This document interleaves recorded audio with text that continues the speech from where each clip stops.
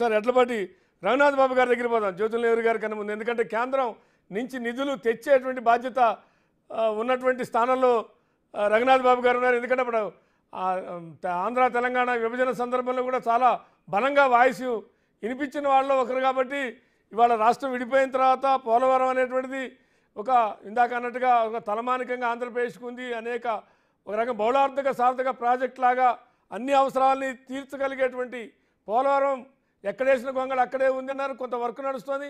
ఆలస్యం ఇందాక తులసిరెడ్డి గారు అన్నట్టు ఆలస్యం అమృత విషయంలాగా ఆలస్యమే కొద్దీ అంచనాలు పెరుగుతున్నాయి. అంచనాలు పెరిగే కొద్దీ నిధులు అవసరమవుతున్నా నిధులు కేంద్రం నుంచి రావాలి, రాష్ట్రం భరించే పరిస్థితిలో లేదు. రఘునాథ్ బాబు గారు.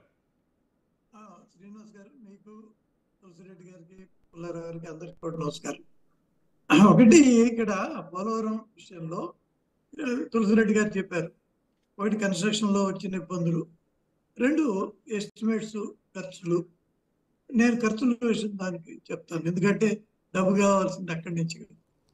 ఇప్పుడు 2014 మార్చి 31కి కేంద్ర ప్రభుత్వం దగ్గర పోలవరం ప్రాజెక్టు గురించి ఉన్నటువంటి ప్రాజెక్ట్ కాస్ట్ మొత్తమే 16,000 కోట్లు. దానిలో 4,000 కోట్లు ఈ డ్యామ్ కన్స్ట్రక్షన్కి అయితే, మిగిలింది ల్యాండ్ ఎక్విజిషన్ 4,000 కోట్లు అయితే, మిగిలిందంతా 12,000 కోట్లు డ్యామ్ కన్స్ట్రక్షన్, కెనాల్స్. కానీ తర్వాత ఇవాళ అది 2013 చట్టం ప్రకారమా ఇంకేదన్నానా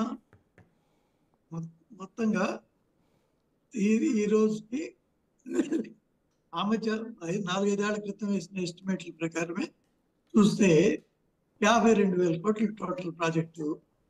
దానిలో 36,000 కోట్లు ఓన్లీ ల్యాండ్, అదే రీహాబిలిటేషన్. ఓన్లీ ల్యాండ్ ఎక్విజిషనే కాదు, రీహాబిలిటేషన్. అంటే 4,000 కోట్ల నుంచి అది 36,000 కోట్లకి వెళ్ళింది.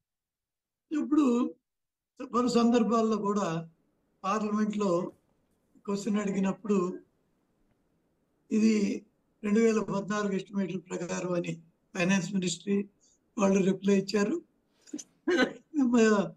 జలవనరుల శాఖ ఏమో మొత్తం బాధ్యత కేంద్రాందే అని వాళ్ళు చెప్పారు.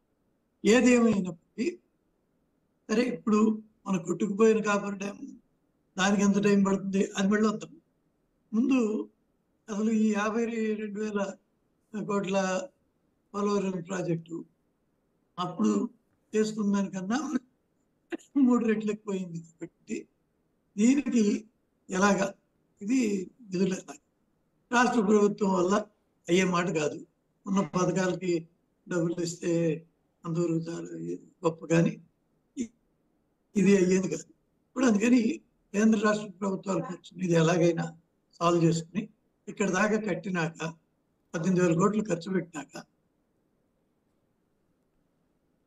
ఎలాగైనా రీహాబిలిటేషన్ పూర్తి చేయటం, ఎట్లా దాన్ని చేయాల్సి. కానీ ఇక్కడ ఇందాక అన్నట్టుగా ఇందాక పుల్లారావు గారు కూడా కొన్ని అంశాలు లేవనెత్తారు రఘునాథ్ బాబు గారు. అంటే 6 మండలాలు, తెలంగాణలో ఉన్నటువంటి 6 మండలాల్ని ఒక ఆర్డినెన్స్ ద్వారా ఆనాడు 2014లో ఆంధ్రలో కలిపారు. వాళ్ళందరినీ ఖాళీ చేయించారు, లక్షలాది మందిని. కానీ వాళ్ళకి ఎవరైతే భూమిని కోల్పోయారో నిర్వాసితులు, గ్రామాలు నిర్వాసితులు 6 మండలాలకు సంబంధించినటువంటి గ్రామాలు, వాళ్ళకి నష్టపరిహారం దగ్గర ఇంకా ఇంకొక ఇష్యూ ఏంటంటే ఇప్పుడు అంచనా. రఘునాథ్ బాబు గారు ఫ్రీజ్ అయింది. రైట్. జ్యోతుల నెహ్రూ గారు